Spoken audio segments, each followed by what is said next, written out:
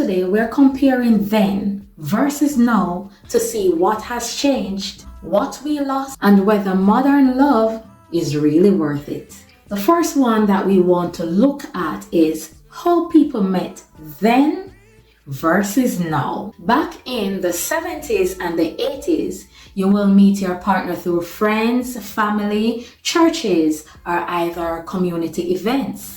In the 70s and the 80s, if you like someone, you had to walk up, introduce yourself, and start a real conversation. In the 70s and the 80s, if you actually wanted to see them again, you had to call their house phone and maybe deal with their parents answering first. Now in 2025, we have dating apps like Tinder and Bumble, Hinge, and there are quite a few. There's a lot of dating apps out there. In 2025, people are now sliding into DMs instead of having a real life conversations. In 2025, instead of calling people, they just send dry text, like 11 p.m. in the night,